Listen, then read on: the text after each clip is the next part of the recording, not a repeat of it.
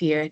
It's a good afternoon from Ghana. Distinguished guests and our participants from all over the world. This is a virtual town hall meeting by the Institute of ICT Professionals, Ghana, IIPGH. You are warmly welcome once again. We sincerely appreciate your audience. Your interest in today's conversation is also very much admired. Now, ladies and gentlemen, today's webinar is part of the Institute mandate of engaging its audiences on pressing national and ecosystem-specific subjects. And so today we're looking at something very specific on regulating Ghana's digital future, standards, innovation, and the path forward. This is not a mouthful. For those of you already in the industry, you've been following the news, you know exactly what's up. Now, this platform or this conversation is expected to be a very practical one on ICT professionalization, on compliance, and ecosystem growth. And then it is also expected to provide some sort of clarity to the conversation on the burner. Now, the goal for today's engagement is to move stakeholders from what I call speculation to substance. And I'm saying speculation because we know that there is a neater dialogue that has been on the conversation for some time now. And we thought that it's important for industry to bring some sort of clarity, substance to the table so that a section of the industry and even the public or the general public who may be in the maze may have some sort of understanding. So we could together build what I call a shared understanding of where Ghana, our beloved country, and the ICT regulatory environment stands, what professionalization means in practice, and how the ecosystem can grow within a well-designed framework. My name is Mary Amabawa, and I am your moderator for today's session. My speakers, it's such an honor and privilege to be hosting the Acting Director General of NITA, Engineer Dr. Mark Oliver Kevo. And on this platform, Dr. Kevo is representing government. We also have Mr. Elolo Alfred Konglo. Alfred is the head of ICT or IT infrastructure for Technical University, and he's also representing professionals and academia. Just to let you know that he's also the head of media communications at the IIPGH. Then last but not the least is Desmond Israel Esquire. Desmond is the founder, Information Security Architect Limited. And he's also a member of IIPGH Regulatory and Policy Committee. On this platform, Desmond represents professionals, practitioners, the legal community, and also academia. He wears many, many hats.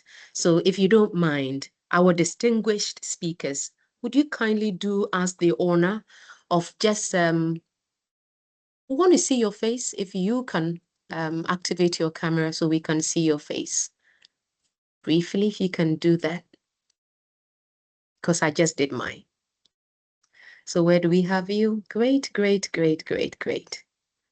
Thank you. Thank you. Elolo, are you already in? Yes, I just opened the door for you, Elolo. Thank you very much. Thank you very much. All right. So in the course of our engagement, and especially to our speakers, when you get the opportunity to speak, it would be okay. And we would love that you can activate your camera so that our participants across the globe will have the opportunity to look at your activated faces. All right. Thank you very much. So I would love that we go on straight to the discussion because we don't seem to have a lot of time guiding the afternoon's conversation. It's a plethora of areas that we want to be looking at, so permit me. Now, just also to lay the foundation is the fact that we are here because the question of how the country regulates its digital economy is no longer a background conversation. It is front and center, and that I know you understand. And so it deserves a serious practical discussion and not the assumptions that we've been having, especially within some media spaces. And so, as I've already introduced my panelists, you get the understanding that they represent different parts of the ecosystem. The regulators within government, the industry, the legal brains, the academias or the academia and all that. So it's very important for us, and also the industry as well. So the understanding is that these are people from a diverse background, bringing on diversity of perspective, and it is intentional. The views that will be expressed here are supposed to contribute to the outcome that we all want. And what do we want? A digital economy that is credible, that is competitive, and that is fair. And so we go straight. Now, the conversation will take a dive through 4 focused segments, and then we'll follow it with a Q&A, questions followed by answers from our participants. So the first segment will look at the regulatory landscape. The second segment would look at professionalization in practice. The third we'll look at compliance and its real impact. And then finally, we'll look at innovation, growth, and the path forward. And so as our panelists get the opportunity to respond to some of the questions and share their perspective, I kindly request that our guest, our participant who have also joined us, you note down your questions so that when it's time, we will be able to activate your microphones for you to speak. So let's dive right now. Now, before, ladies and gentlemen, we can share thought on where regulation should go, it's important that we agree on where it currently stands. So let's look at the landscape as it is. And my panelists, the 3 of you, Israel, Dr. Kevo, Elolo, any of you could have the opportunity to pick it up, but I'll do my best to regulate the conversation as much as possible. And so I'm picking up from your perspective, Israel. How would you describe Ghana's current ICT regulatory framework? I wish that your views would reflect what exists, what is working, and where the gaps are.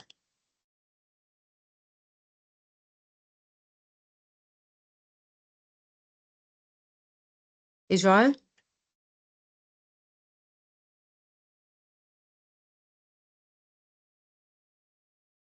Elolo, are you there? Yes, I'm here. Can Okay, you hear me? Elolo. Yes, Elolo, I can hear you. So I'll give you the opportunity to pick up that one.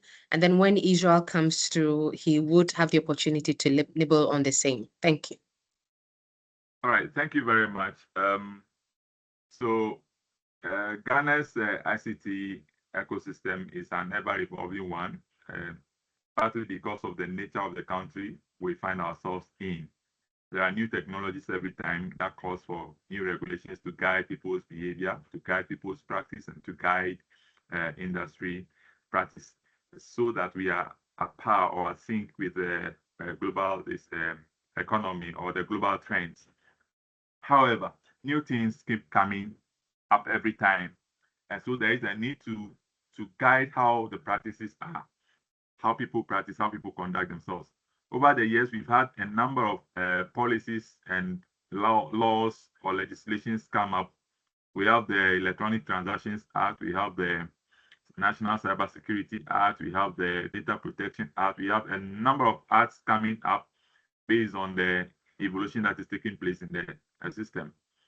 However, all these acts seem to be working in silos, and though they are under the supervision of the Ministry of Communication, they seem to be working in silos, in that there are various agencies under the Ministry of Communication, and these agencies are focused on what concerns them. So I should say, like the Data Protection Authority is focused on data, protection of data and privacy. Like NITA is focusing on this mandate. And so we've come to the stage where we need a coherent regulation that can serve as umbrella regulation to guide how these individual agencies work across the industry. And I believe that's why we are here for this dialogue. Elolo, thank you very much. So if you mentioned that these agencies are working in silos, you've also admitted that they are focusing on their mandate. Where do we draw the line? Because their mandate is as important as the act that set them up.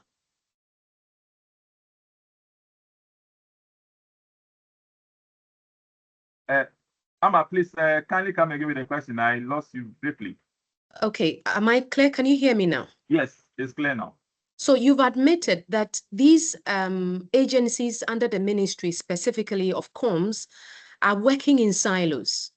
But then Yes. Another admission also is the fact that they are focusing on their respective mandate.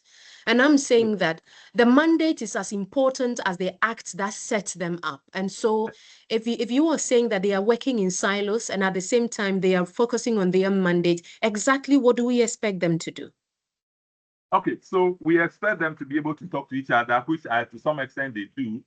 We expect that if an agency is embarking on a project, the agency should take into account the impact that project will have on other agencies under the Ministry of Communication and even outside the ministry if there need be. And so we need that kind of a system that will make these industries take into these agencies take into account the needs or the requirements of other agencies working under the Ministry of Communication.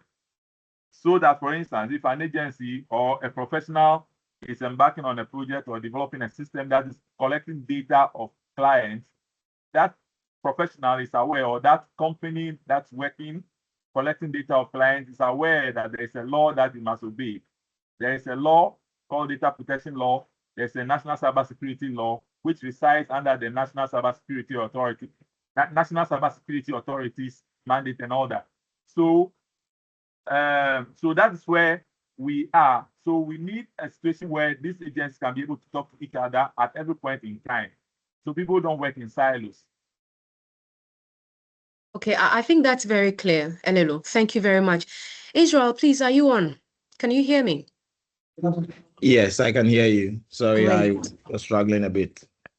No apologies at all. Thank you very much for making the time, Israel. It's very much appreciated. So let me have your thoughts on the same question of your description of Ghana's current ICT regulatory framework. And I want your views to reflect what is currently in existence, what is working, what is not working, or where the gaps are.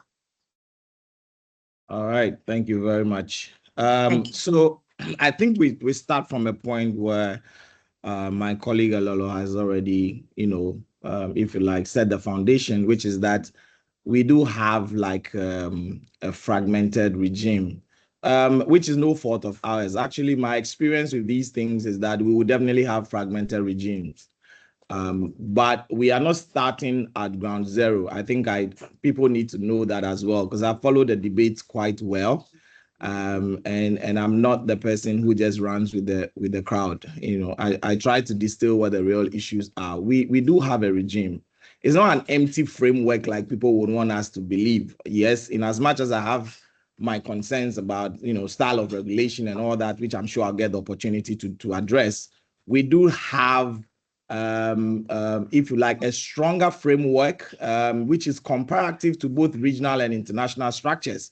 I have had a debate before where I said that the Data Protection Act predates the GDPR. And today, a lot of people run with the GDPR and make it look like, oh, okay, we are just coming out from the deep and we are now getting our eyes open. No, we had our law in 1992, even if we did not have the forceful structures and the budget to push our compliance. Most of the things that the GDPR was talking about, we had some of them addressed in the Data Protection Act as an example.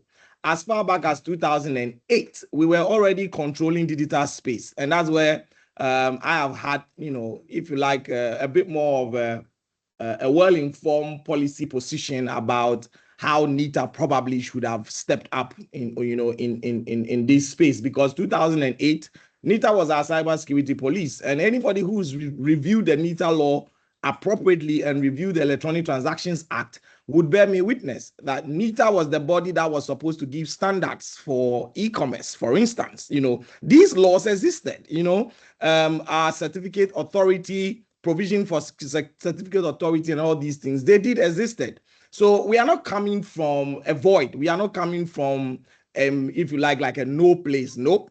All the way down to the Cybersecurity Act that came, and then the regime that came with the NCA Act, and of course the ECA that comes with it. So I think we are clear for the rules of engagement about our regulatory framework. You need to study some of these laws very well to even appreciate that changing some of the laws the way they stand for some of us is even problematic, because I have said that AI harms largely can be captured under our Electronic Transactions Act for the mere fact that we had a regulatory regime where the lawmaker anticipated the definition of an electronic agent. That singular act under the law captured so much of what AI does today. And I raised this in a policy setting that I attended earlier this year at the Africa Cyber Law Conference. And a lot of the other jurisdictions, Malawi and Zimbabwe and South Africa and all that, they were shocked for the pointers that I gave them under our own law, So we need to really go in there and look at what we've set up as our building blocks, because they do exist. And then we deal with the gap coordination, which is what my colleague, spoke about earlier on. And for the gap coordination, because you asked a follow-up question, I think my submission would just be that we need collaborative regulation. And you see, some of us have been here well enough to know that when there is no cohesion between regulators, we can tell. It's not something that we need to hide about. There's been periods where regulators were not even speaking to themselves. The fact that you never came out to public to say it doesn't mean the industry doesn't know that these frictions existed. So what we are saying is, look at the convergence. For instance, what about project synergy? I have heard people talk about the fact that, we need to regulate the space so that we can tell who is done the project and whether they finished. Some people say we need to regulate you so we know we can clean up the ecosystem when it comes to security and all this. These are what I call project and personnel synergy. We need to have a common voice from a policy perspective such that these tasks are not going to be repetitive and then become more like a daunting task for the people that are supposed to comply. I also believe that regulated entities, where there is overlaps, regulated entities should be managed appropriately. So the problem is not an absence of law.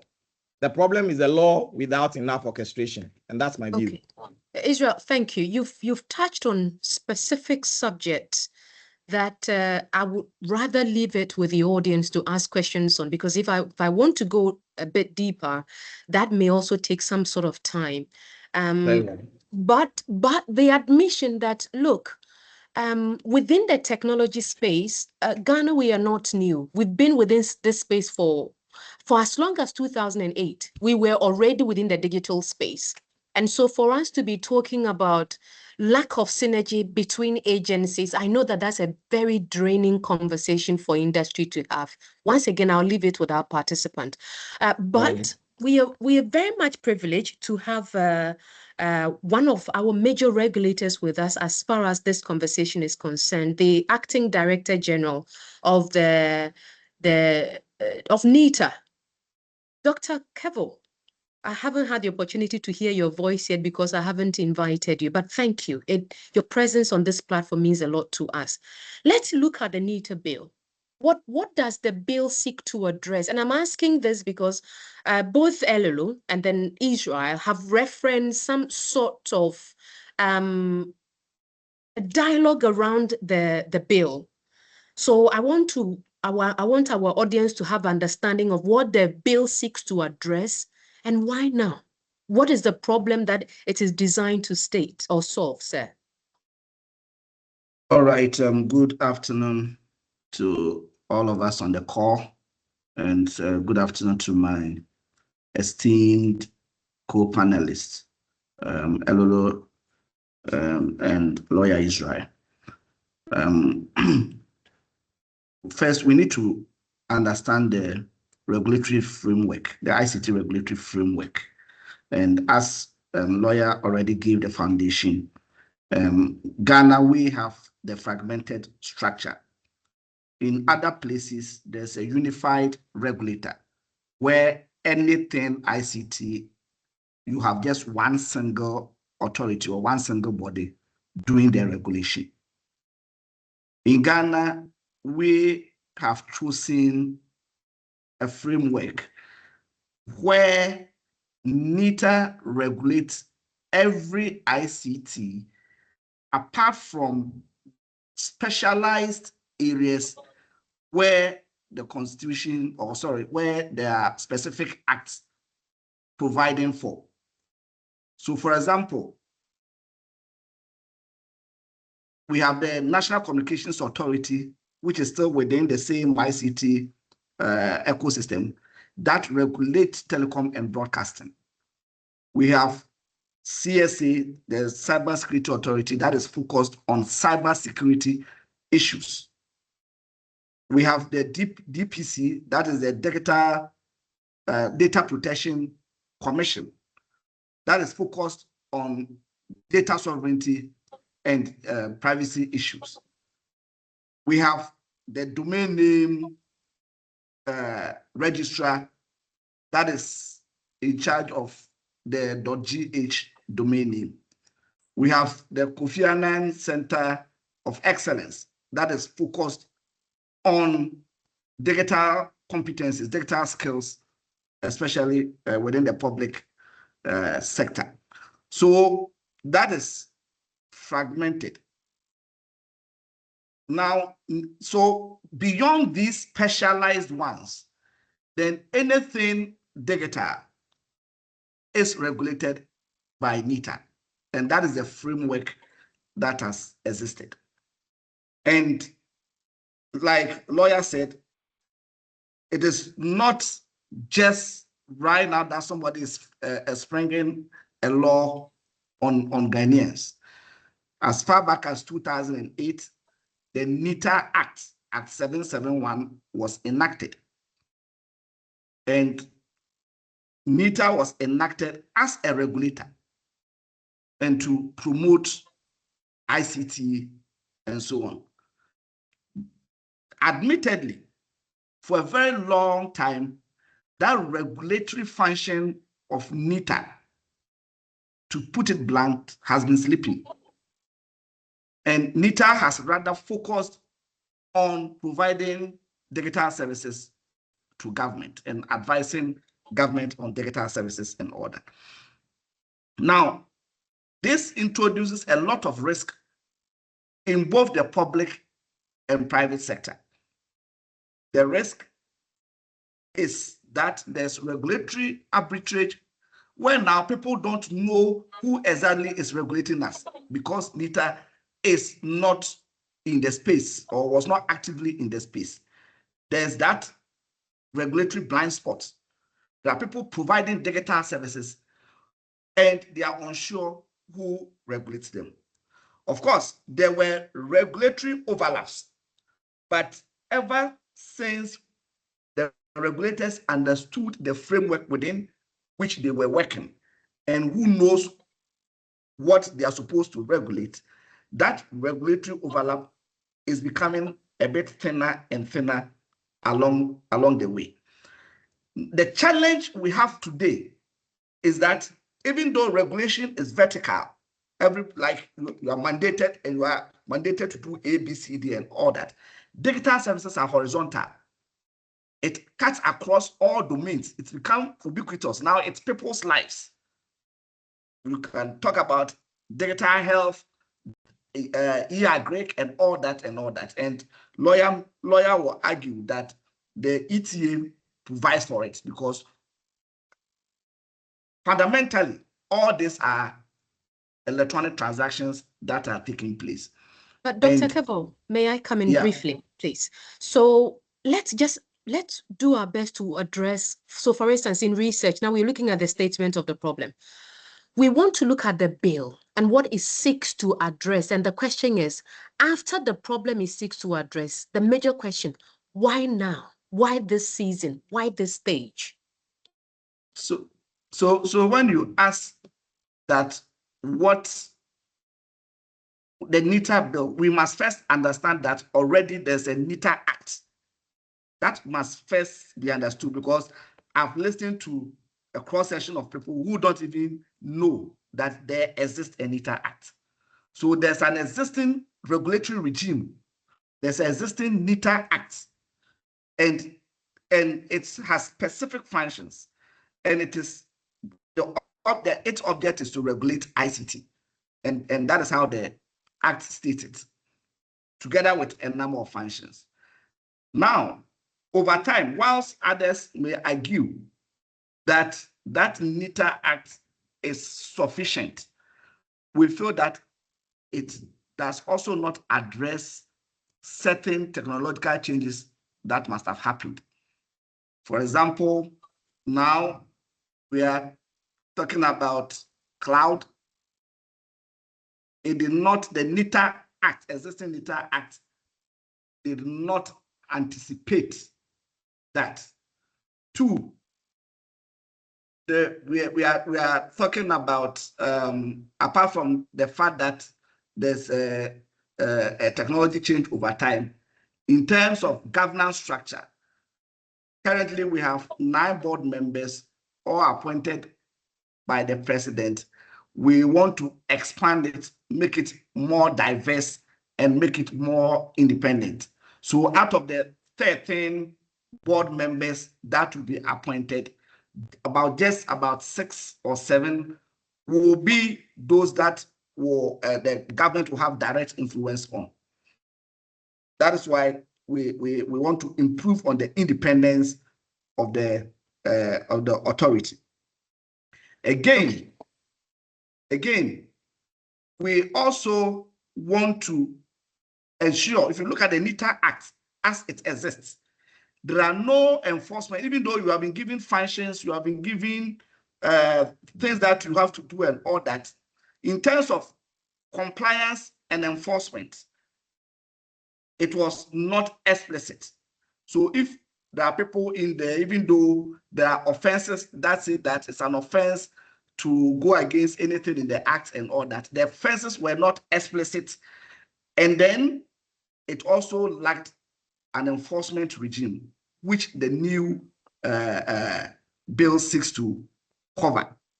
So to summarize, we have an existing act, Act 771, that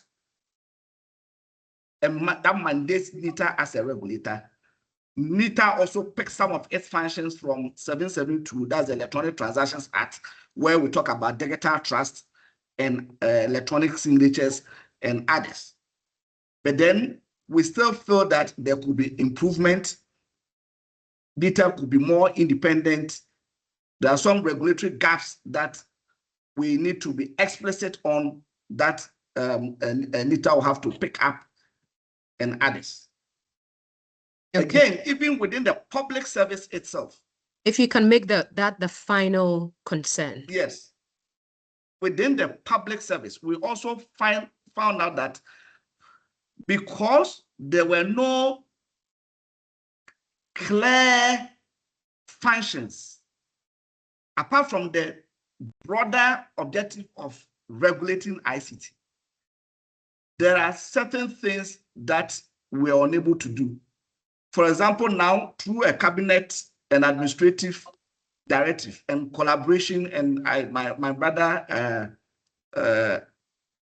lawyer Israel mentioned about collaborative regulation. Of course, this generation and the nature of digital services, you alone cannot regulate. You need to regulate with somebody. For example, if we are talking about the fintechs, Bank of Ghana will focus on the financial issues and all that. But in terms of the platform, which is a digital platform, there must be a digital regulator to be able to make sure that the platform is secure, the platform is resilient, and that consumers are protected. So one last thing is about consumer protection.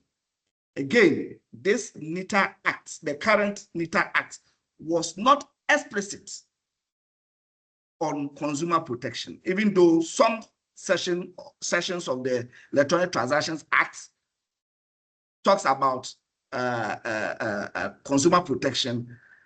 It is not explicit. So if there's somebody who is being defrauded by an e-commerce company, where does the person goes to? These are things that we think that we can strengthen and make sure that we build the necessary assurance, we build the necessary trust within the digital ecosystem. Okay. Okay, Dr. Kevo, thank you. There is a part of the question that I am trying to avoid the temptation of shelving. So permit me to ask, because I think this will just be your final thought on this question before I take that of Israel and Elolo. Regarding the NITA bill, some stakeholders, especially within the industry, feel that the timeline has been tight. They feel there is a perception that after a long period of inactivity, there is now an expectation for the ecosystem to adapt and comply immediately. Doc, we would appreciate clarity on the roadmap. And when I talk about the roadmap, we're looking at why this time? Okay, I think and lawyer will correct me if I'm wrong. If you look at the legislation life cycle, how laws are made in Ghana, most often you hear about it after it has entered Parliament. Parliament lays it, refers.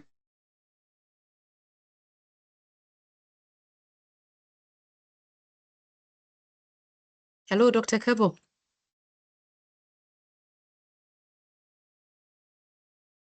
Israel, am I active at your end?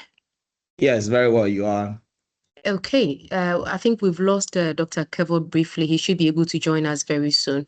But he mentioned your name. Israel, within the industry, I know you and I are very much aware that there's been consensus of, Hello? you know, Hello, yeah, am Doc. I on? Yeah, Doc, you're welcome back. Yes, I was explaining. Please go ahead. So normally, what is happening now, you wouldn't have heard about them. This time we decided to flip and try an exploratory approach to this new bill and say that even right from conception, let us float our thinking out and let us get input from stakeholders in the ecosystem. So we started this process last year around May, putting teams together, engaging various stakeholders, and we came out with the first draft that was shared publicly last year, somewhere September or October. So I'm sure the leadership of IIPGH will testify that we have met them, at least those that I have personally been involved about twice or thrice already on this new bill. So those in the industry who followed us, who cared to know, understand that this just did not come out just within the past 2 weeks or the past 3 weeks.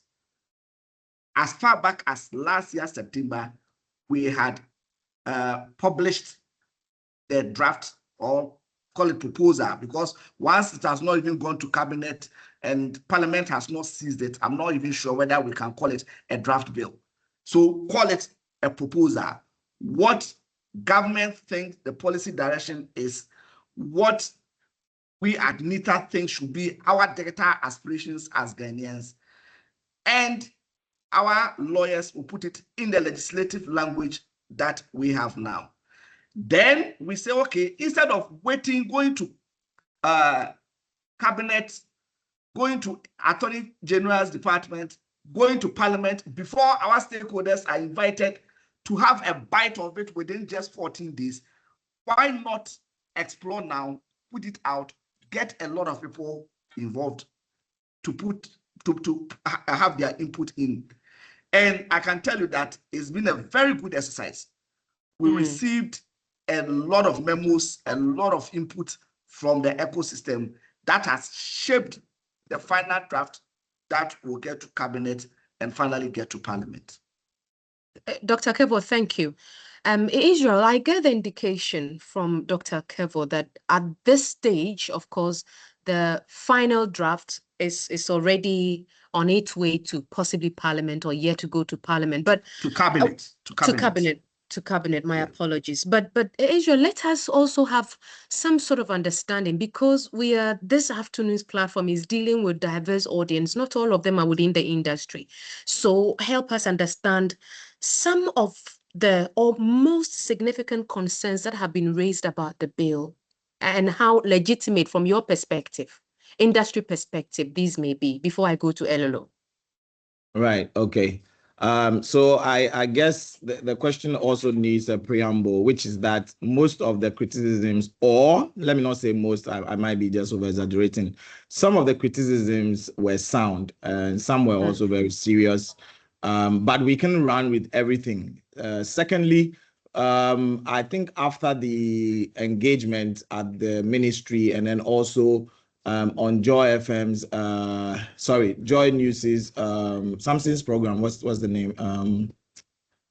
Newsfile. Newsfile. Thank you. Newsfile.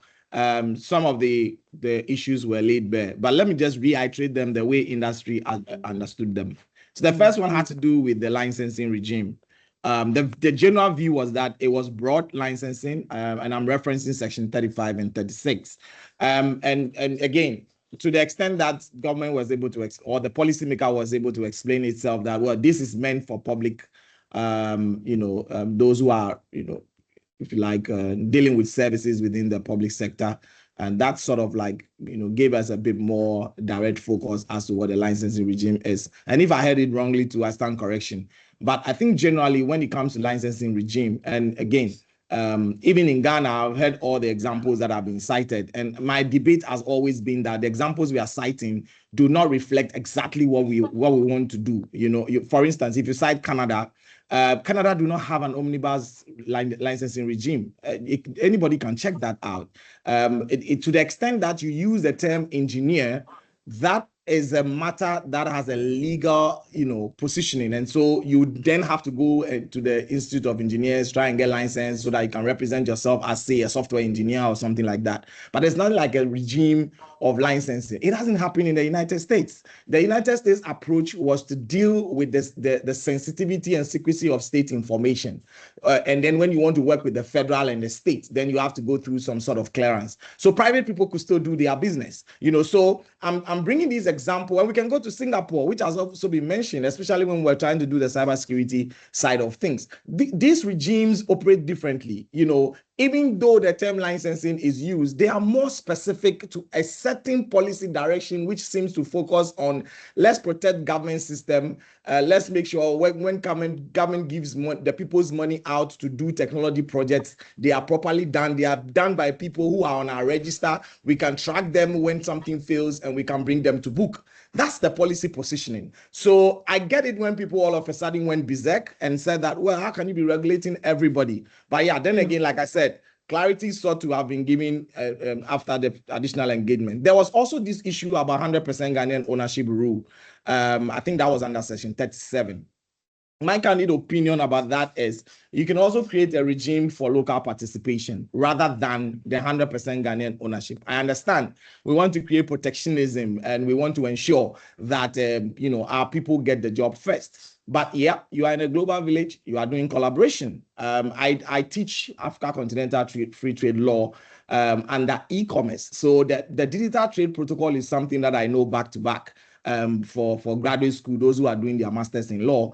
That's something that I lecture on. And we are completely at variance with the spirit of the digital trade protocol if we want to do 100% Ghanaian ownership. So that's something that we would also want to look at. Then there is this mandatory ICT certification, section 46. And I think we also have something to do with closure and seizure powers that the authority wanted. There's a cumulative effect under section 48, 69, and probably 71. Don't have them right in front of me, but I'm doing my best to remember as much as I can. And then also you look at the way the penalties were structured. the penalties do not graduate. You see, the penalties are flat and they hit everybody at the same time. Whatever my non-compliance would be, and even my risk practitioners will bear with me on the call. Whatever my non-compliance is, it might not be the same as the next person's non-compliance. So I think, again, we need to look at modernizing the regulations. And I get it when people say that, oh, yeah, there's a way in making the laws. And so penalty regimes are set this way. Procedural regimes are set that way. I agree. But look at what you want to do in the present day. Because some of these regimes you are also talking about, they were not created with technology services, technology delivery, technology risk in mind. They were created with conventional crimes. So you again can brush everybody with that. And that's where I come in to say that at least with the penalties, you can look at graduating them so that the penalties are applicable based on the severity of the non-compliance. And then we can deal with that. So these are not emotional objections, if you like, from the people. They had to do with the legal design issues that came with the law. And I think that attention has been given, but it should be holistic. The industry should see that it is not us against them, because the people in the policy position would very soon join us in industry. We've seen it happen before. There were people who were in policy position who are now running industry environments, and if you make it work for everybody, you make it work for the country. I think that's all I want to say on this. Israel, thank you. Elelo, I'm supposed to pick your thought, but for the sake of time, I rather would want to move on to the next subject, which is the second fold on this platform, professionalization, and then I'll pick your thought as my first question. So if we look at, this is a loaded one. The personalization is a word that it gets used in a lot in policy conversations. So let's give it some sort of weight, some sort of practical weight. Elolo, what does ICT professionalization actually require from a practitioner? Because this conversation is all about dealing with people who are within the industry, who are professionals. What are the standards? What are the processes and the expectations? All right, thank you very much. I've listened to Dr. Kevo and I've listened to lawyer Israel. And my thought on this professionalization is that I'm going to give two examples. Okay, so when you take the Ghana Bar Association, right, that's a very strong professional body that's recognized locally, legally. Okay, and when you take the accountants, we have the Institute of Chartered Accountants. Okay, so all those who are in the accounting practice in Ghana, once they become members of this, they are seen to be aligned to the standards and practices and beliefs of the institute. Though we have the external one, which is the ACC, Association of Chartered Accountants, but when it comes to ICT practice, when it comes to ICT domain or the ICT ecosystem, what professionalization body do we have? Who is our ombudsman? Who is our more like our umbrella body? Who is our ombudsman? Who is watching over us? And that's why I think that this policy, this law comes in to solve. So I'm going to give one practical example. So if a person is a chartered accountant and has first degree, usually if you have a first degree and you are applying to a public institution with a first degree, I'll use the universities as an example. You are placed as a senior staff, not a senior member. You cannot be a senior member without a master's degree, and that we all know. However, if an accountant who is duly chartered with the Ghana Chartered Accountants Association, and that person is coming without a master's degree but with a chartered account certification or license, he's recognized and placed appropriately in the first first rank of the senior membership. What does that tell us? It tells us that that's a well-structured professional body that is recognized, that was able to to negotiate their way through, be able to work in the Fair Wages Commission and negotiate placement for their members. How about ICT? Now, same example, you come to the university with professional qualifications with a first degree with how do you call it, a lot of experience, and the system tells you you cannot become a senior member because you do not have a master's degree. Compared to somebody who may have a master's degree, may not have all the professional certifications that you may have, but that person comes in and the person is made a senior member, you see? So there are disparities. So if we are able to ride on the back of this law and operationalize our professional bodies that are recognized by law, that are linked to NITA, and NITA's authority is elevated, we are able to work to Fair Wages Commission and negotiate placement for our members. And so that if a member goes through the process and become licensed or recognized by NITA, it means that that person is a person that can be relied upon. Now, that's on the side of professionals. How about organizations? Organizations that are duly certified by NITA under the new law. That organization, when that organization adds to their profile that we are duly licensed and authorized by NITA, and so therefore we possess the competence to be able to execute the contract that we are bidding for, I think that they will be in a better position to be honored with a contract than an organization that is not certified. Thirdly, now, we're in this country when we heard over the airwaves that the company, I won't mention the name of the company, a company was awarded contracts. It's an external company, was awarded contract to provide health management system to our hospital or hospital management system.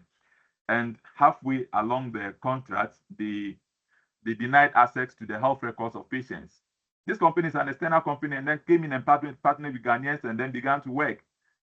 Who is the ombudsman in the event of a breach? Who is enforcing standards? Who is defining standards? Of course, NITA is there, but NITA do not have the tentacles at this point in time to be able to ensure that when companies come to work in Ghana, they are abiding by the law, they are abiding by ethics, they are abiding by standards.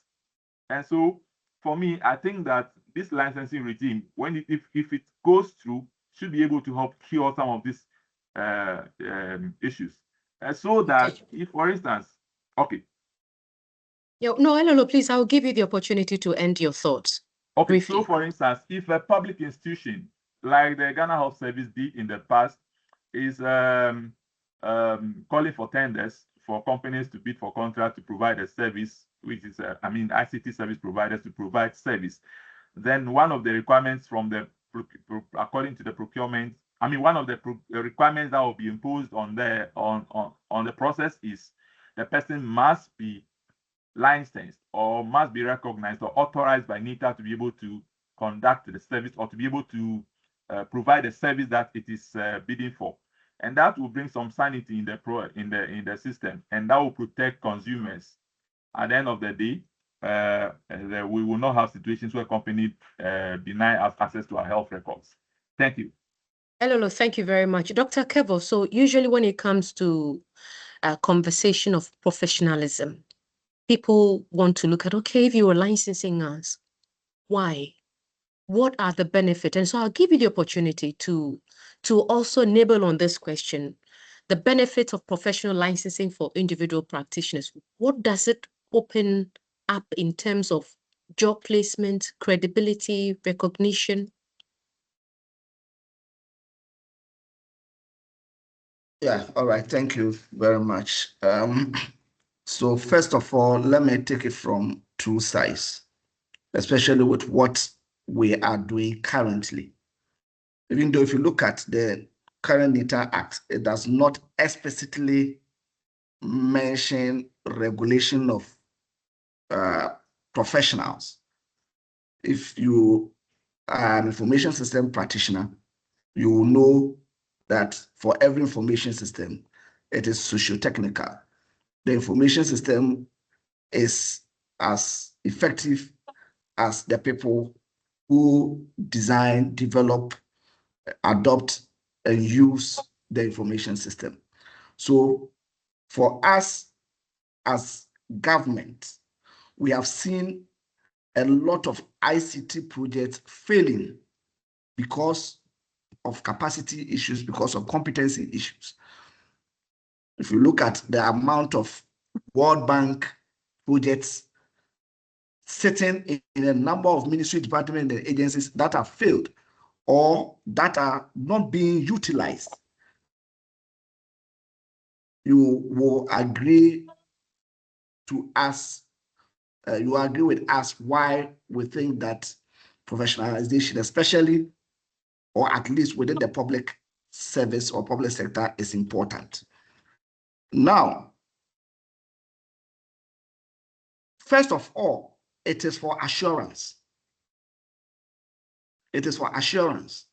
Assurance that, and if I'm restricting myself once again, assurance that information systems that are designed, developed, adopted, and used in the public service are in safe hands. Those who are doing it, they are of the best quality and they are of the best standards.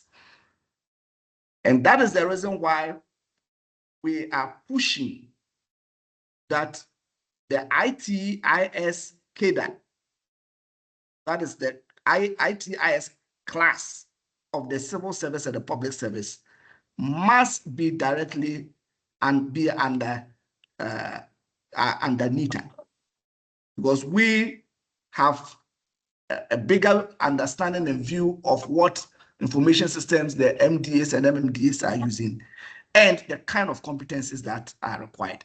So we need to register you, we need to verify your competencies. We are not saying that by all means be a degree holder or not, because there are classes of practitioners and professionals that we are dealing with. So it is for assurance that whatever investment that government is putting in its information system, we have the appropriate competencies of some standard that will be managing those systems. Again, we are also looking at critical information infrastructure, CII, those that manage critical information infrastructure. Government must have the assurance that those that are managing those systems are people who actually have verifiable competencies that are required to manage those CIIs. Now, beyond that, there has been a discussion, and IIPGH has also been in it, that the whole, it should not just be public sector focus, but the entire ecosystem should be looked at. And that there are people who are also developing systems that are public facing, not really for government, but are public facing. And that there must be some assurance and there must be some trust that those delivering those systems are delivering them in an ethical and safe manner. To be able to do that, those who are pushing for think that there must be some professionalization regime similar to those that we have for other ones. But whether that should be regulated by NITA or not is also another discussion. There are others who have different views, who think that, well, NITA can accredit professional bodies. Those professional bodies can now set standards and all that for those professional bodies. And then people acquire the professionalization through those accredited professional bodies. Others also think that a new independent professional body for ICT practitioners should be created to handle that. So that is a fluid discussion that is ongoing. Okay, Doc. So because what we are not negotiating for is for those who work within the public sector. We must know who is handling what system, and we must know whether the person has the competency to do that. That we'll do through our professional regulation. Okay, I will leave that there because I think with the benefit The ones you so far highlighted are the areas that inure to the benefit of a perspective may say that inure to the benefit of the regulator, the government, but I will leave that because we will leave that for the audience to do the analysis.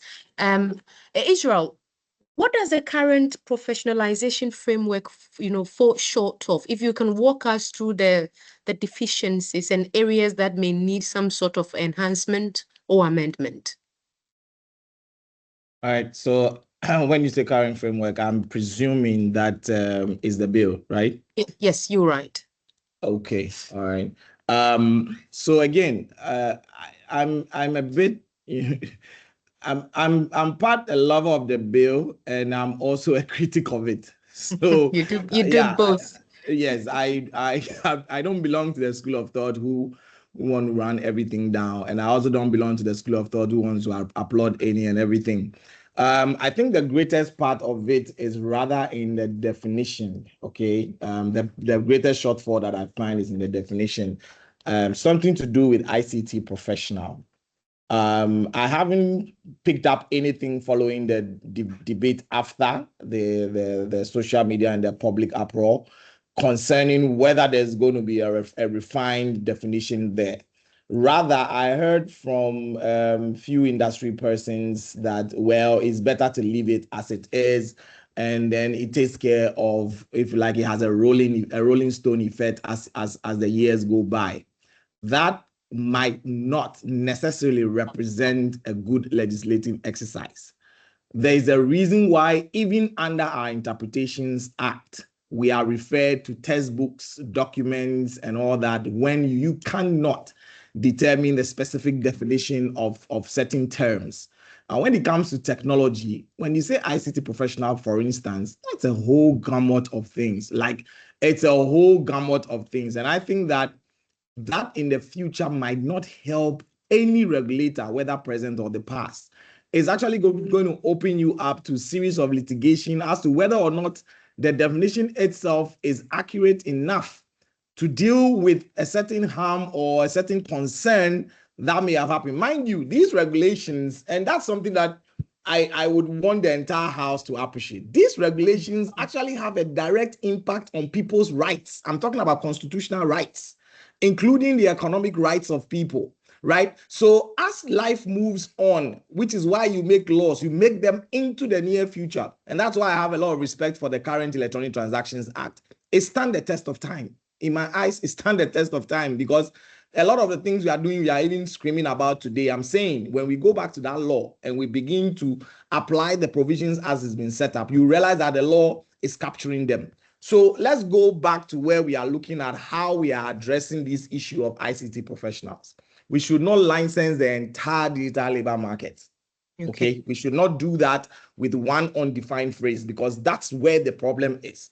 Let's ask for role categories as we proceed to pass the law. Let's address risk classes, which can capture all the various things that could come up maybe in the decade or two. Let's look at potential of equivalence. In fact, since it's technology, we can also look at the grandfathering that comes with some of these structures. And my last point on this is, can we begin to use these regulatory regimes to also help build capacity? Because you see, you want to regulate capacity, but you've not built any.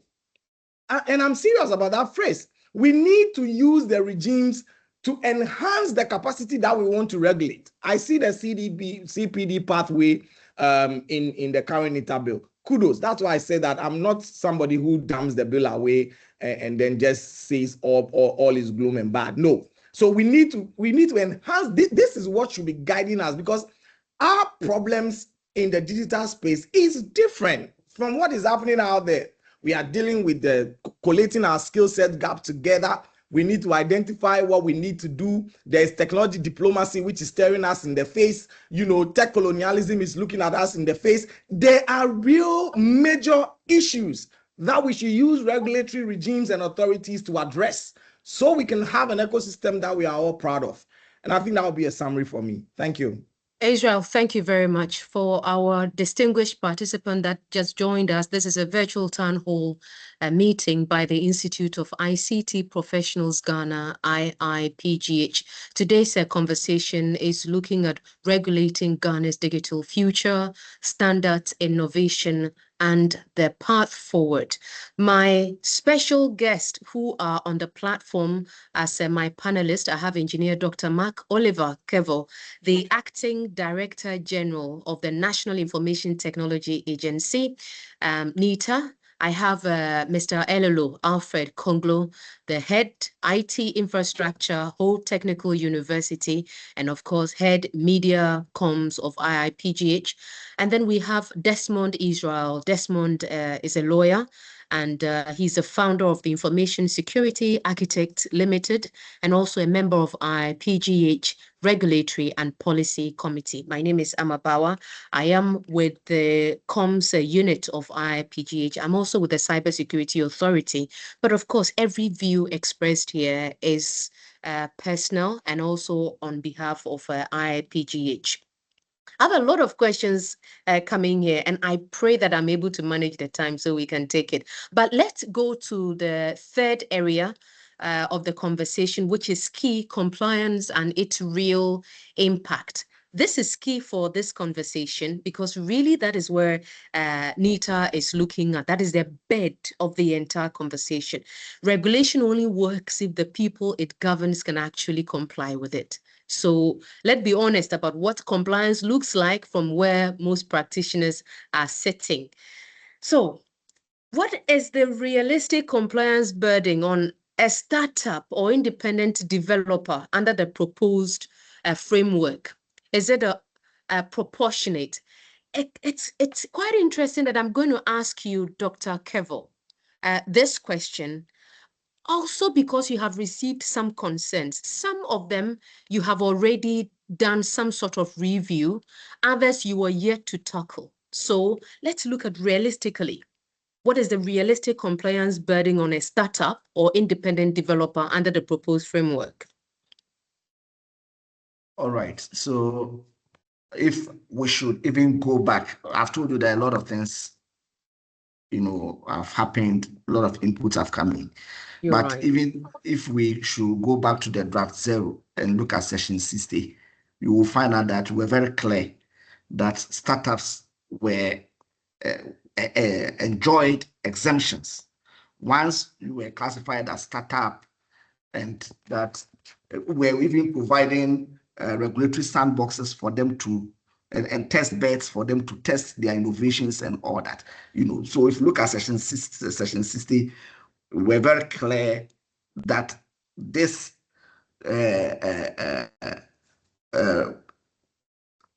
particular bill did not mean to put barriers or to strangulate innovation and startups. Of Doc, course, you make your thought here quite brief because the yes, next question will come directly to your table. So make this one quite brief for me. Yes, and you also understand that because there is also in the pipeline a startup and innovation bill that captures the overall life cycle of a tech startup, the definition of a startup, different typologies of startups, because the tendency is also for a company to think of itself as a startup right from start. 20 years, it is still a startup, but it is doing government contracts, having high turnovers and trying to remain unregulated. That is also one risk. So the startup and innovation bill will give clarity to what a startup is, what benefits startups must enjoy under the regime, and what obligations are on the startup, and when startups will mature and exit as a startup. Okay. So that law will deal with that. So when people say that the NITA law does not, support the growth of innovation and startup, that is also wrong. Okay, so Elolo, I think the admission from Dr. Kevo has already given us the platform that concerns have come up. You, as an academic and also as a professional, how do we ensure that regulation does not create barriers, that favor large established players over smaller, newer entrants? And this question is coming to you because already IIPGH as an institution, we've had the opportunity to engage the regulator, on a number of platforms, and which Dr. Kevo has already admitted. I just want to pick your point. If you can itemize them briefly, we go to the next one before our last subject, and then we invite our audience. Elolo.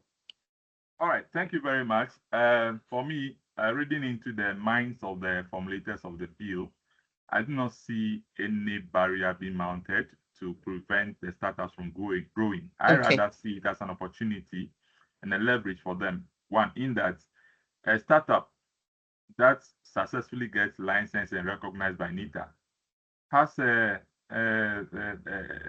better advantage over a startup that does not have recognition. It means that the startup that is licensed by NITA is compliant, is following standards, and has capacity. What I think is people are afraid of or are getting scared of is the fees and charges within the schedule there. I think that, in my opinion, the fees and charges are too excessive. They are too excessive. That may be the reason a startup may feel may be scared. But other than that, for me, I think a startup that has certification or is licensed by NITA has a better leverage than a startup that is not. Okay. Yes. Okay. Elolo, thank you. If you permit me briefly, Desmond mentioned, Israel mentioned something, and he talked about NITA shouldn't just be interested in regulating. How about building capacity? I think that this bill also, if well managed, as I see it to be, through the professional bodies, we can design certification programs to build capacities of individuals, those who want to be self-taught, those who have just completed the university and do not know where else to go. We can design courses through the professional bodies, and they can go through these courses, get the courses, write exams, pass, and get certified like the Institute of Chartered Accountants do. You write the exams, once you pass, you get licensed. And I think it's a good call, except for a few things that I do have my reservations, so I do disagree about in the bill. This, I think, will be a better approach if we want to build capacity of people before licensing them and regulating them. Thank you. Elolo, thank you very much. Israel, let's look at the supporting structures, if any, are being considered to help practitioners. This is supposed to go to Dr. Kevo, but I'm asking you because you and IIPGH, we've been sharing some sort of thoughts with them. So we want to take or consider this platform as part of the knowledge sharing. Right. Yeah. And I totally agree with you. I'm not going to pretend I've not been part of these conversations. All right. So, okay.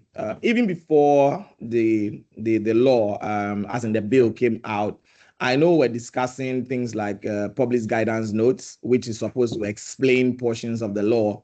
I remember that we, as a group, we were highlighting whether these should come out through LIs or they should be guidelines from the authority itself.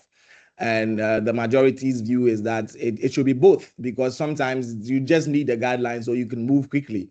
And sometimes you need the procedural law to support the substantive law. And then we were looking at, some sort of model compliance template, which would allow, for instance, the question you asked about startup being, facing a barrier. If we have a compliance template which is, risk-based, then a startup would not, what Elolo is saying would suffice, because a startup would fall within a certain category which will allow them to get in there, But if we are using, the blanket design approach, chances are that startup would not get in there. And that would be a barrier, an unintentional barrier, but a barrier that is happening at the point of implementation of the law. So it's not just the passage of the law, but its implementation and its compliance can also create the barrier if we don't address those issues well, which is why compliance module templates will be good. The CPD programs will be worth it, okay? The recognition of professional bodies that would deliver the CPD programs can help in the capacity building, like he also mentioned. And then, of course, help desk approach would help. I know Nita runs help desk, but we are looking at help desk where it's open for lack of a better word, it's open and loud, so everybody knows that, hey, if I'm dealing with Nita, I don't need to go through any stress, that kind of thing. And then the transitional grace periods that the law comes with should also be used to help people to, recalibrate themselves so that they can start their compliance journey without necessarily the threat of losing out on the market. And of course, the last 2 points that I foresee would be the regulatory sandbox for various projects, and of course, the recognition of different levels of certifications, especially within the public sector, as the case may be. So yeah, those are the things that I really look at. So if we want compliance, then we must also design the road to compliance. Thank you. Israel, thank you very much. Ladies and gentlemen, my guests who have joined us, we are very grateful, but we are touching on the last subject for today's webinar, and that's on innovation, growth, and the path forward. This area is key to having a constructive summary of the entire thread that we've been pulling this afternoon. We've covered the landscape. We've looked at the profession and the compliance reality. Now let's talk about what we are building toward. What does a well-regulated, thriving, Ghanaian digital economy actually look like? So I will just put the question out there. What does a regulatory framework that genuinely enables innovation look like? LLO, and I'm asking you this. Has it been done well anywhere in Africa or globally that Ghana can possibly learn from? I think, okay, so let me address it this way. So earlier on, Desmond gave example of lack of this kind of caliber of regulation in advanced countries such as Singapore, Canada, USA, and elsewhere. I think, yes, because they have foundations. They are foundations that look at some of these things that we may not even need this law in those jurisdictions to be able to monitor or check the standardized or the practice of professionals in the space. But in here, I'm not sure we have laid too much strong foundation. And there also they have systems. They have systems that is able to check who is doing what at what point in time, so that everyone knows what they are doing and is careful and is responsible for what they do whilst in their professional practice. When we talk of innovation, then this law, I think, will have to come with modern technologies and solutions to be able to check compliance, to ensure everyone is compliant and is doing the right thing. If somebody sits in his room and then designs a software and does, do the things that he wants to do for money and he's doing well, how does NITA know to get him to be regulated? So it means that we will need to get systems in place that will help us to police the activities of professionals and IT service providers. And I'm not sure we have that. And that also do come with a lot of financial, it requires a lot of financial commitment from government or NITA sponsor. And so if we do not look at it well, we may pass the law, all right, but the law will remain on paper and we cannot operationalize it because we do not have the systems to operationalize. So we need to be innovative enough to be able to get systems in place to be able to ensure that everyone is compliant. Without imposing burden on anyone. Thank you. All right. Okay. Thank you very much, Elilo.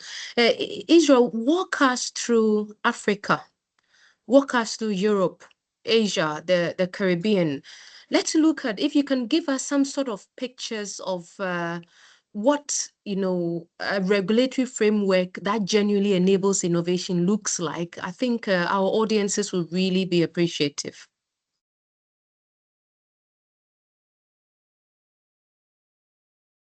Israel, are you there? Yeah, can you hear me? Yes, you can. All I right, can so hear you. I was struggling a bit. Okay, You're so first reaction to my good friend Elo's position about well-built system and therefore regulations are not required. At least I can speak for the US. I spent some part of my life there, and I was deep into some sort of technology policy. I wrote papers that went to the right places, so I can tell you this for a fact. The US avoided licensing, especially within the cybersecurity regime, because they didn't want to kill talent. These are documented records. It was not about the fact that they can trace them. Post Edward Snowden, they had every reason to license. They decided to limit it to public sector critical information infrastructure, which I'm aligned with already. But I'm just making the point that the reason why those, at least for the US as an advanced economy, did not approach on licensing stricto sensu is because they didn't want to kill talent, their own records.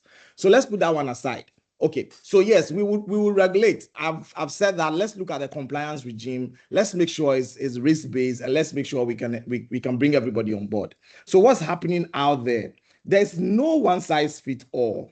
And because I'm so particular about these debates, I have always checked from the early days. I've always checked whether countries are regulating back to back. Very few projects I have seen that are coming up, and they are all in Africa, that are seeking to regulate. Malawi did it under their e-government regulation. In fact, I was a researcher for the team that was doing the Malawi e-government bill. So I actually know what the policymaker wanted in that law and not necessarily the drafters. So the point we are making here is you don't have such a regime scattered out there from the people that we want to copy from.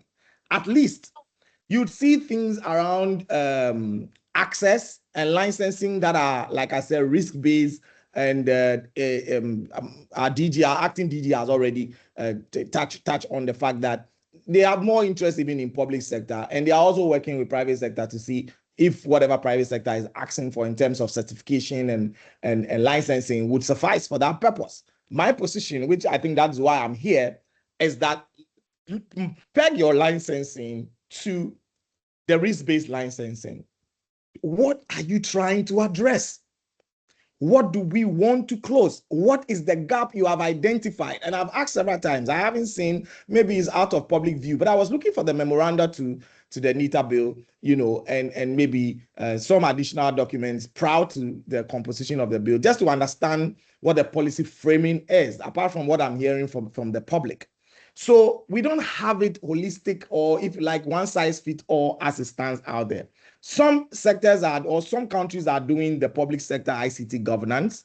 I did some work in Trinidad and Tobago, and that's it. It's a public sector. I mean, it's CII based thing, and they wouldn't even allow me as an external person, being a Ghanaian and not a Trinidad and Tobago citizen, to access certain things. I get it. It happens in the US as well until you have security clearance, but I managed to work with consultants who needed assistance to deliver certain CII compliance. So that's what we are talking about. I was not thrown out of that business, but I also couldn't get deep into the belly of the beast.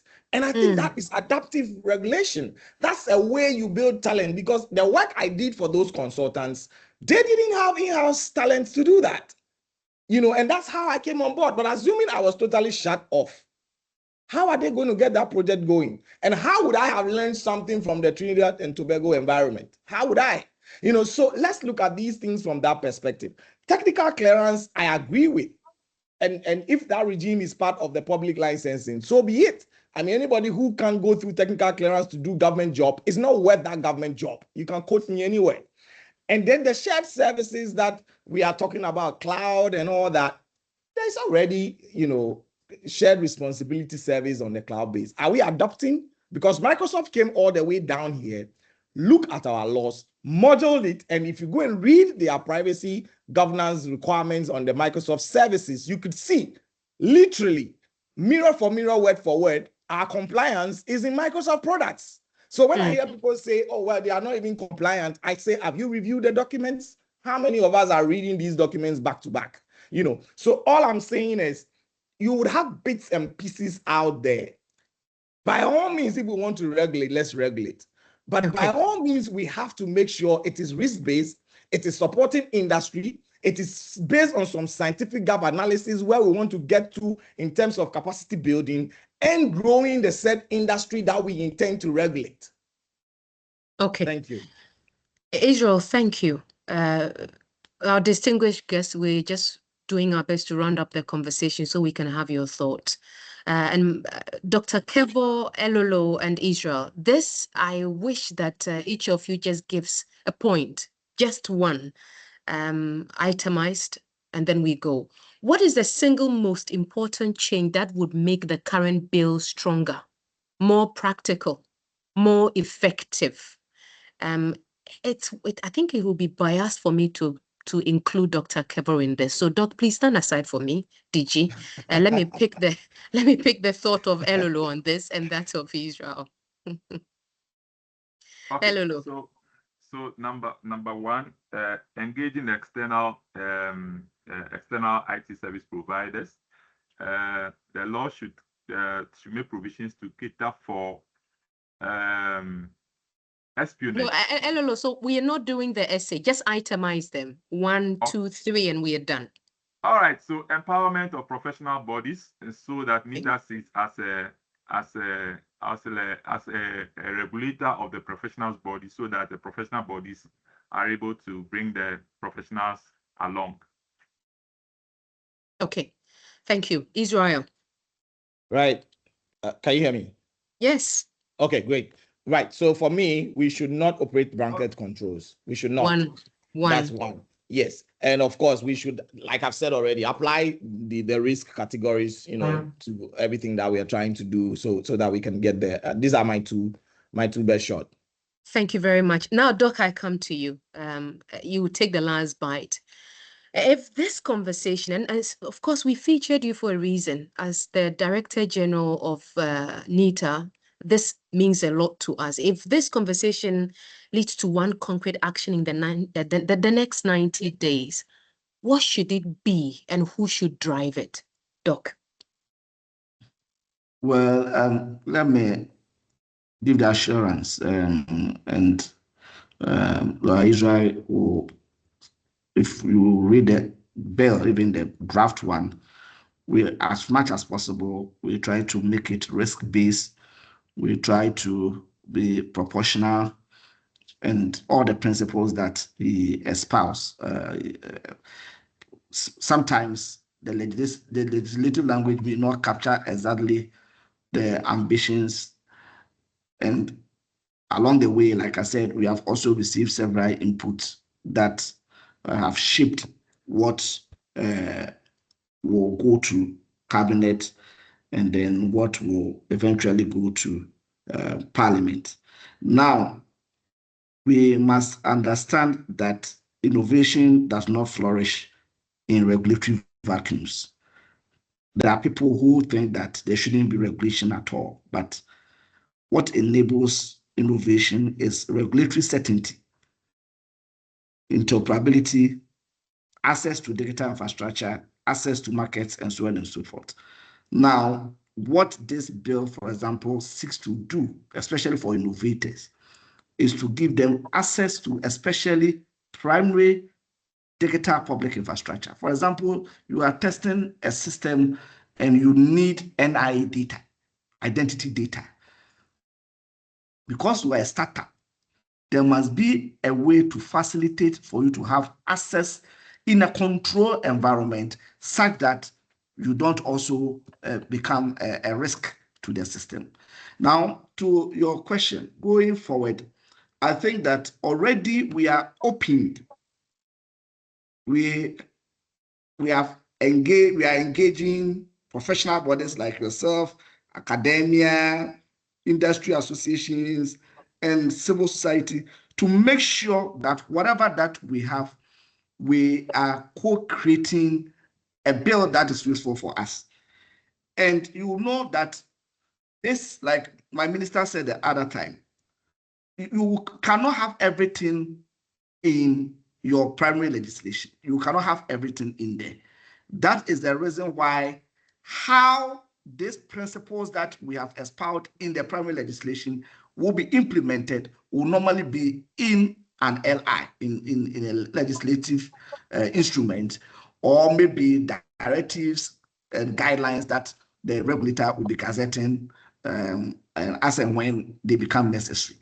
So for us, the discussion will continue, because even when the bill moves from cabinet and the drafters finds it legally suitable and send it to Parliament, there'll still be room for public engagement. So I think that we are following the discussion. We are not putting barriers to people making their voices known to us. We want to make sure that at the end of the day, our digital vision is captured very well in the legislation that we put together for ourselves. Thank you. Thank you very much, my distinguished guest. Together with our participants who have joined us, we are sincerely grateful that you've shared your honest opinion and thoughts on this strategic issue. I would go to the chat. My audience, is your time now. A number of you have sent us messages. And so I guess you can also unmute. Kafi, if that's the plan, if anybody lifts their hand, please unmute. But I've got a plethora of messages here, so please give me the opportunity to read them. This one says, and so Israel, together with Elolo and Dr. Kevo, as I take the questions, please, each of you is supposed to respond to only one question when I'm done, and that will serve as your closing remarks. A lot of questions, but we wouldn't have the time to respond to all of them. So this one says, what regulatory frameworks and digital standards should Ghana prioritize to ensure cybersecurity, data protection, and digital trust without creating barriers to innovation and entrepreneurship? And this is from Cobalt, Remaskeb Cobalt from NCA. Thank you. This one says, I don't think anybody's against regulation of the tech space, because everybody I have heard speak on the issues have only complained about the barriers to innovation and growth and the language of the bills. Desmond Nate. Desi, thank you very much. From Nathaniel, I beg your pardon. This is also from Cobalt, if I'm wrong, forgive me. But it says, what anti-corruption safeguards exist within the proposed licensing regime? I am Nathaniel, convener for Ghana Association of Libertarian Think Tanks. Thank you very much, Nat. And this one, how can Ghana strike the right balance between implementing robust digital standards and regulations while still fostering innovation, investment, and technological growth in the digital economy?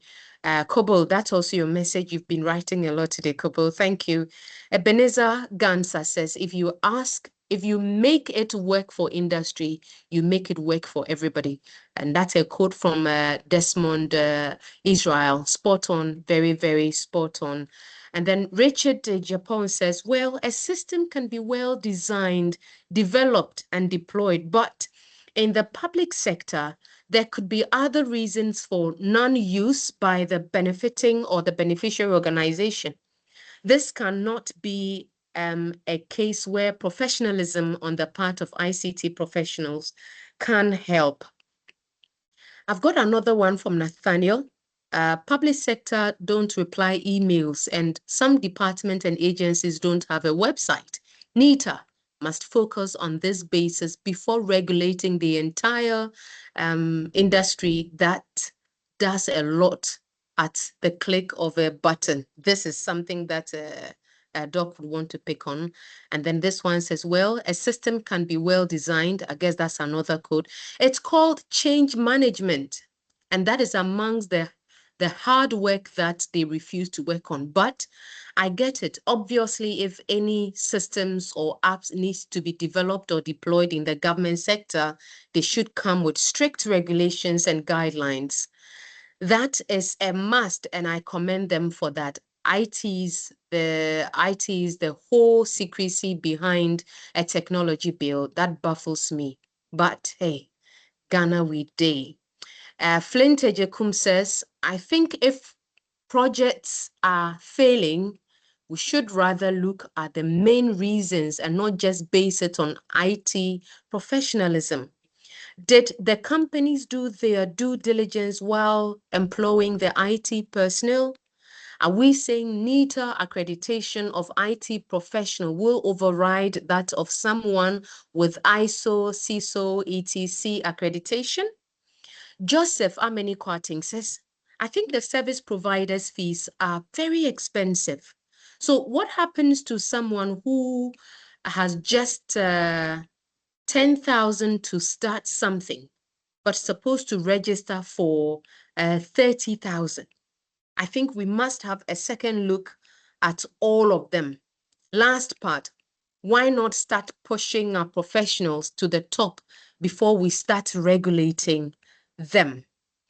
Ebenezer Gansa, it says, Desmond, they and the minister say we should wait till they send it to Parliament before we can see what is in the updated bill. Ebenezer says, has the government looked at how procurement is done? A lot of projects go to family and friends instead of qualified professionals. In the government sector, people can sit home and have their licenses sent to them. At least DVLA is already doing it. People get their license when they have not even held a steering wheel.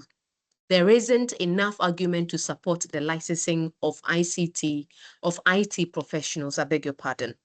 Emmanuel Sterner says, how do we avoid losing our advantage with our IT professionals when we introduce barriers directly preventing their participation? Standards and policies are necessary for protection, be it for persons or the state, and at least predictability. At best, the policy should be a boundary or umbrella for all IT participants to work within. I believe we risk increasing cost of services and missing out on innovation and domestic space. What is the criteria procedures? I don't have a name to this. What is the criteria procedures and standards for this NEETA certification? And how can a local certification beat an industry certification like CCNA and others? Nathaniel says, should national security cyber threats be handled by a commercial regulator? During the consultation, the minister stated that one justification for NEETA's extended authority is to protect important government systems from cyber threat. This is a legitimate concern. However, it creates a structural question that has not been addressed.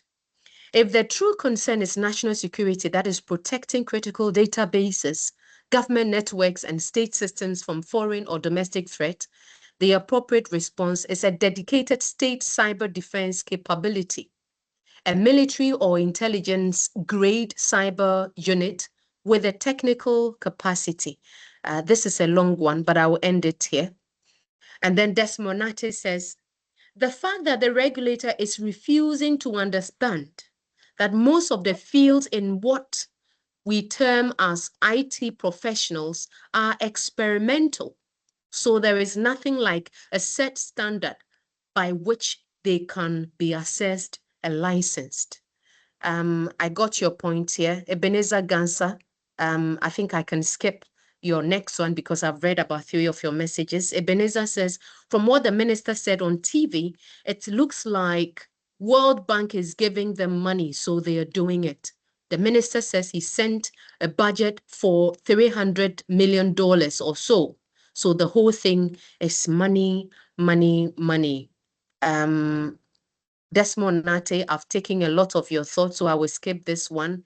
Ebenezer, I'll skip this one. ND says, with all due respect to Mr. Konglo and the acting DG, arguably, those previous procurement failed because the procurement process was not robust.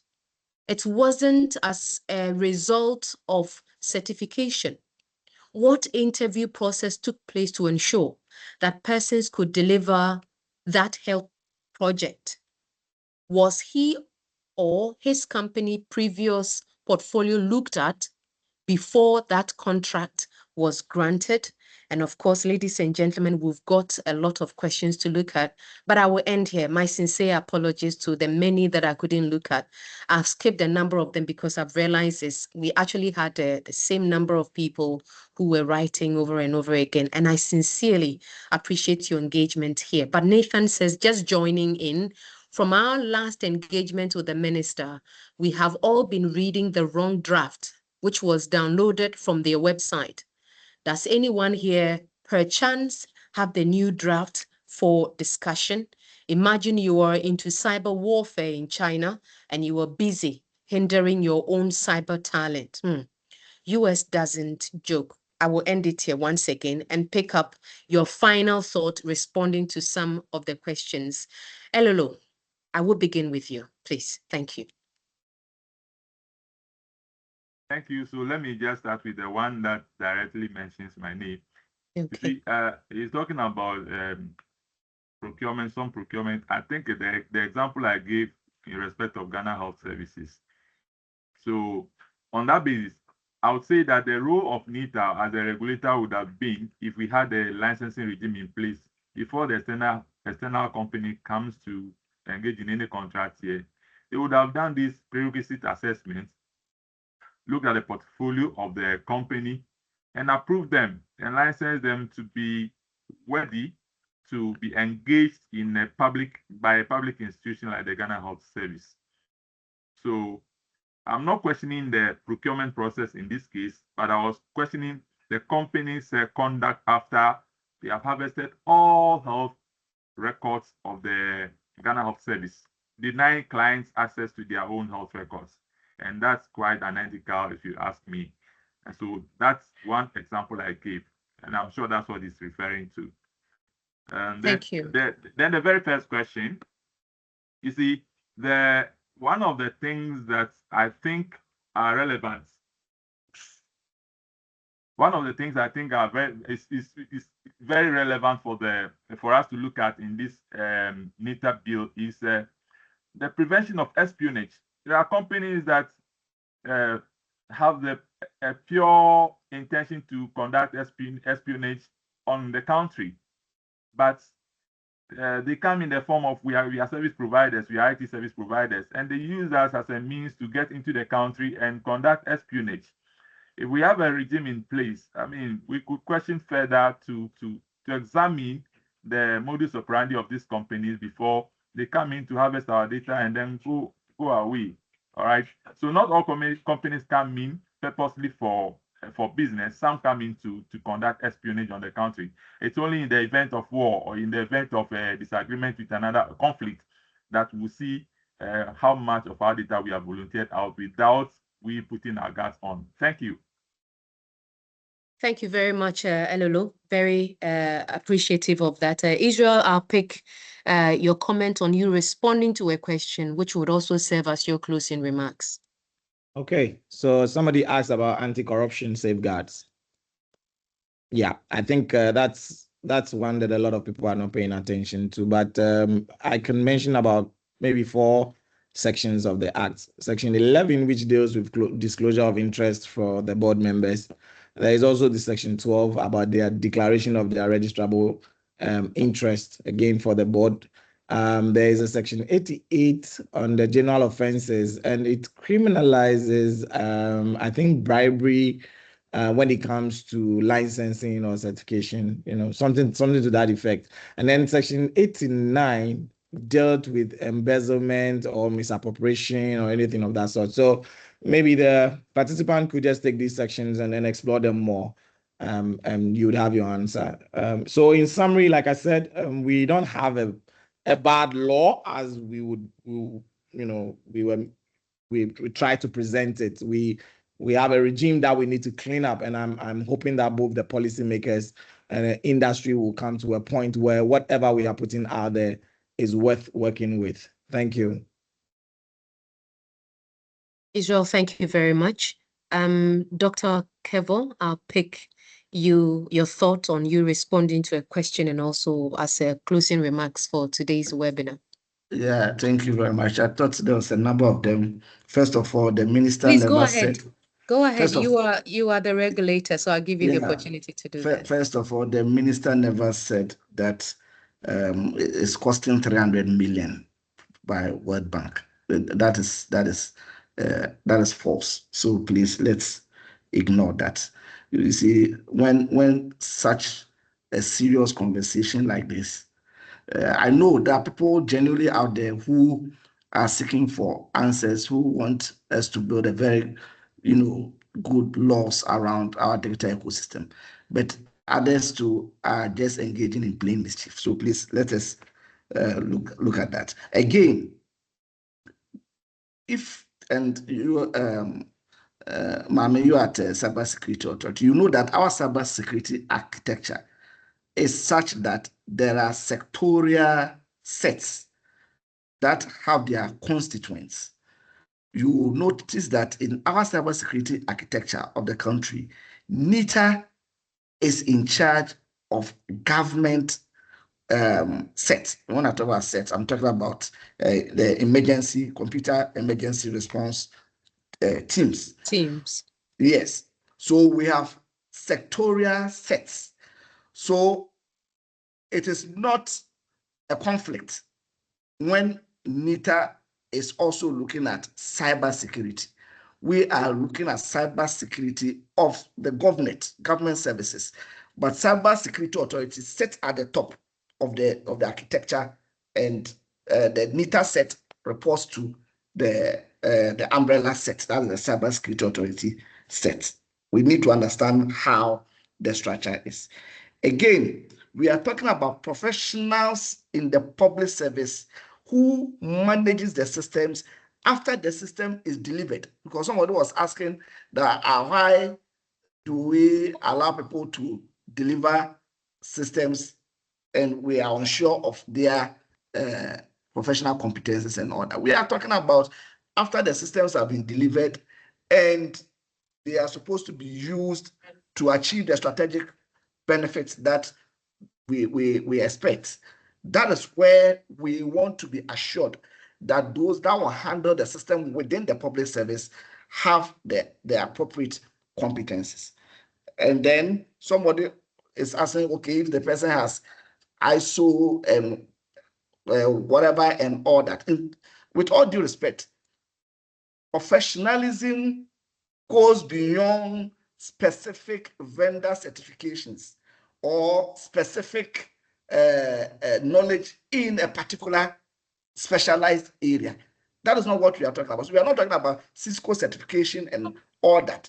It includes ethics and code of conduct and everything, such that we have had in this country where somebody has made claims of being who is not in the IT space, and we did not discover until there was a scandal that we discovered that the person did not have the competencies that the person claimed that he had. So it is not about individual vendor certifications or standards that you claim to have. If you claim to have, there must be a system to be able to verify that indeed you claim the competencies that you claim to have, you indeed have those competencies. I'm very grateful for the opportunity. There are a lot of other questions, but I want to end here and to also say that let us also be interested in the other bills. It is not just NITA bill. Yes, the NITA bill is very important, but the ETA is being amended. I don't know whether, Lawyer Israel, you have paid attention to that. We are amending the ETA because, for example, you realize that the current Electronic Transactions Act as it is, there are some exemptions for certain documents that you cannot tender as evidence electronically. We are asking ourselves that for this long time and the level of digitalizations where we have gotten to, should somebody not be able to, for example, present an electronic divorce certificate or an electronic marriage certificate or an electronic land title or an electronic will? Because now these are exempted by the Electronic Transactions Act. But we are asking ourselves, with this level of digital transformation in this country, should all those ones still remain exemptions? It is part of the amendment that we are going through that I think it should interest all of us. Again, we have also drafted a proposal for the data harmonization bill, which enables governments and state institutions to legitimately share data. And that will be your final thought, Doc, please. Yes, and this is important because NITA is implementing a data exchange, and for the data exchange to be effective, so that, for example, if you want the police record, a company wants the police record of somebody who has applied, it does not need to go to every single place that they want to take data from. There are about 48 registries that we have. We want to put all of them together lawfully so that sharing of data becomes easy. This must be enabled by the law, and this I think that the community must also be interested in. So thank you very much for this opportunity. Thank you very much, Dr. Kevo. We're supposed to be ending this session at 4, but I have about 3 people who have their hands up for quite a while, so I'll pick them briefly. We may not necessarily respond to your questions if you have questions, but we would really appreciate input. Raymond Foley, please deactivate and then speak. Okay, activate your microphone. Go ahead. Sure. Thank you, Amma. Yeah, I've been so far so good. The panel members have dealt with the issues, but I must say that I have a concern. I'm just thinking aloud. By NITA's new bill and what it tends to do, I still cannot find the gap that they intend to close, as mentioned by Desmond earlier. That is number one. Number two, are we not also breeding a situation of the Ghana law school, which has been scrapped now to avoid monopoly in the industry? So these are my issues that I thought that I should look at. And probably the final one is the CII. I noticed that NITA also mentioned about CII. If you go into the Cybersecurity Act, there is a mention of CII over there, the Critical Information Infrastructure. But there is a reason for which the NCA, as a parent or as a mother regulator in the digital ecosystem, has not been licensing or has not considered licensing engineers or technicians or whoever is working within the telecom space. Is there any reason for that? And can we take clue from that and see how best we can harmonize all these things that is happening within the industry in terms of digitalization and then digital infrastructure and all those things? Thank you so much. Thank you very much, my brother. Andy, I think that's all I have of you. You have your hand up. Andy? Okay, then I'll take from Nathaniel. Nathaniel, please go ahead. Okay, thank you very much, Mary. I must commend the panelists for what they have shared for us. Throughout the discussion, Desmond Israel has mentioned a particular question where it has to do with... Hello? Oh, sorry. Okay. Yeah, hello.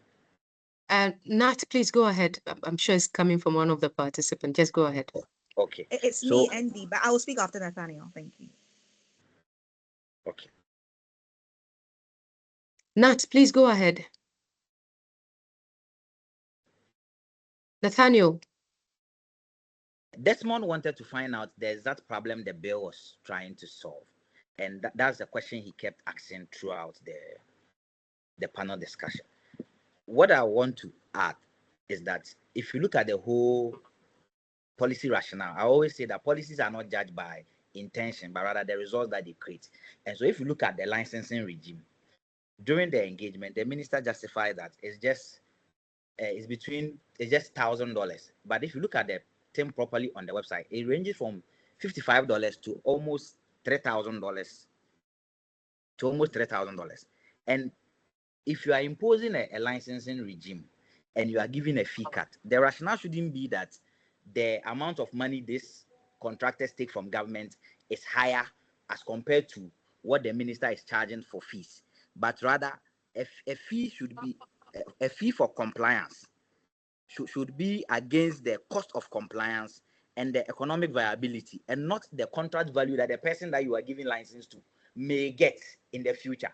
And so you depend on that to set a particular license fee, which I think will be a barrier. And that is what most of the IT individuals or players in the industry do not appreciate. And so I think that's well noted. Thank you very much. Thank you, Nathaniel. Andy, please make it brief. Okay, thank you. Thank you for hosting the space. So yeah, my question was really around the broad definition of CII.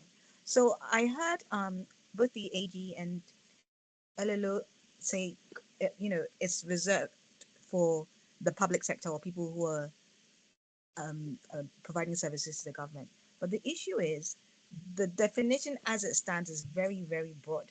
So if, and in so doing, it could actually end up pulling private individuals into that legislation and the licensing scope. So how is that going to be resolved? Because if critical is, defined expansively, you can pull in banks, telcos like MTN. You could be working for MTN, but you'd still be required to be licensed under the CII infrastructure. So I think that's something that we need to, really sort of look at. And then just one other thing, in terms of the regulation and innovation, in software development, for example, iteration follows really quickly. So I'm just wondering how you're going to square that with a regulatory framework when things are from testing to iteration to scale. Like those processes happen very, very quickly. So the regulation might not be able to keep at speed with the actual reality of what's going on in software development. That's Andy, thank you. Andy, thank you very much. Let me just bring this announcement across, and especially from the perspective of the regulator, we'll close the session for today. This is about the industry engagement webinar coming up on the 3rd of June. That's just tomorrow. It's a virtual meeting. The cybersecurity in Ghana is evolving and industry voices matter. Join the GCIF, that is a Ghana Cybersecurity Industry Forum, for its industry engagement webinar as they share, update on the forum's operations, connect with professionals and service providers, and discuss the way forward for Ghana's cybersecurity ecosystem. It's June 3 p.m. on Microsoft Teams. Kafu Yamanfo, you can put it in the chat box, at least for as many as may not have it, so they could utilize the link and register. Israel and Elolo, it's unfortunate I may not give you the opportunity to speak because we have a few minutes to end the session. But Dr. Kevo, I think a few areas of the latter part of the questions came for your attention that I would love you to address. And you have just about a minute to do that, sir.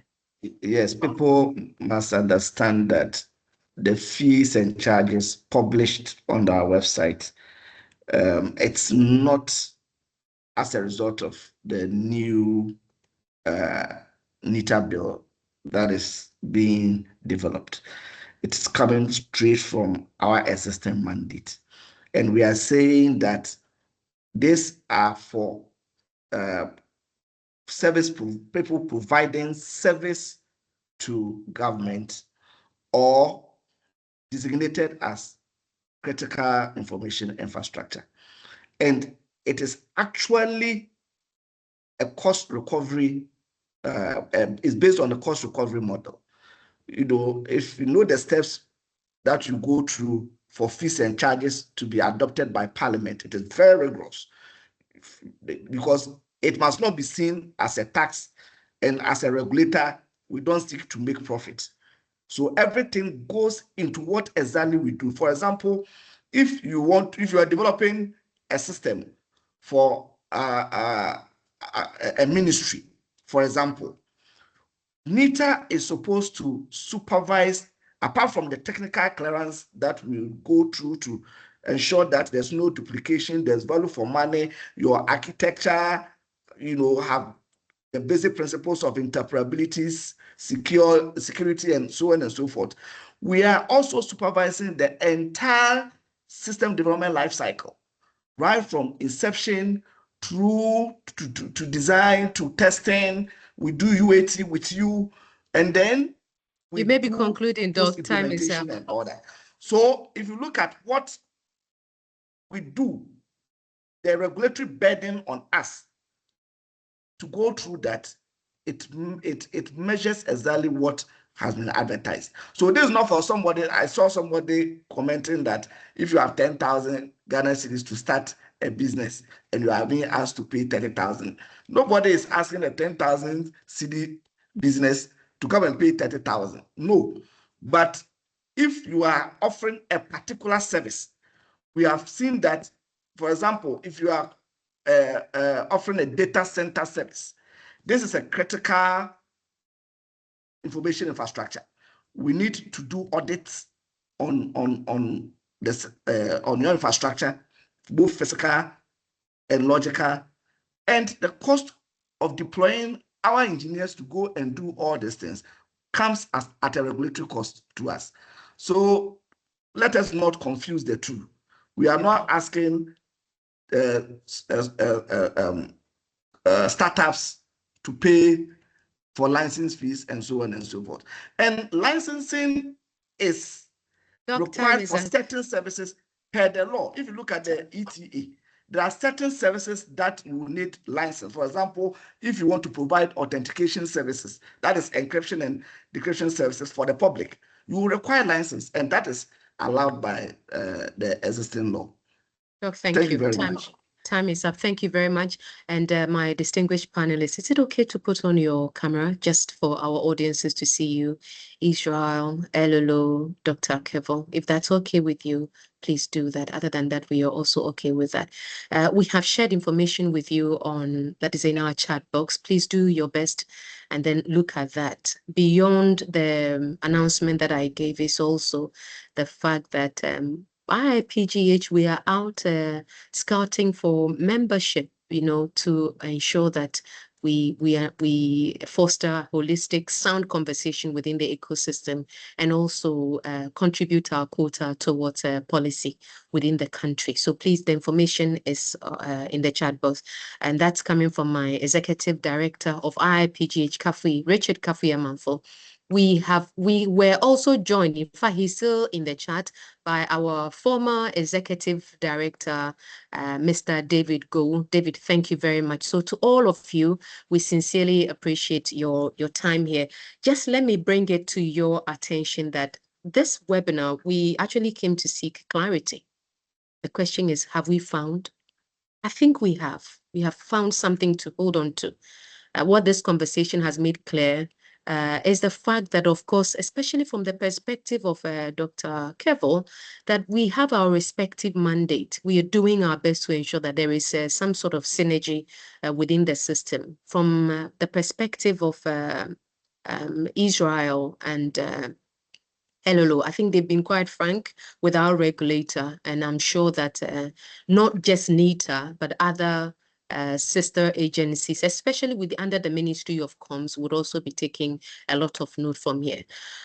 Going forward, the Institute for ICT Professionals Ghana, IIPGH, will be sharing a summary of today's session with you, including the key points raised and the recommendations put forward by our panelists. And so if you are a practitioner, a business owner, policymaker, there is a role for you in shaping what comes next. The conversation does not end here. We'd love that you pick it from your end. We'd love that you share a lot of posts within your social media spaces. And so on behalf of IIPGH, I want to thank our very special guest this afternoon, Dr. Kevo, the Acting Director General of NITA. Thank you very much. Desmond Israel Esquire, thank you. And Mr. Elolo Konglo, thank you very much. Thanks for sharing your thoughts openly And to our audience, thank you for joining this conversation. Ghana's digital future will be shaped by exactly this kind of engaged, informed citizenship, and we look forward to your continued participation. My name is Mary Amabawa. Catch you another time, and have a lovely, lovely good afternoon. Bye-bye to all of you.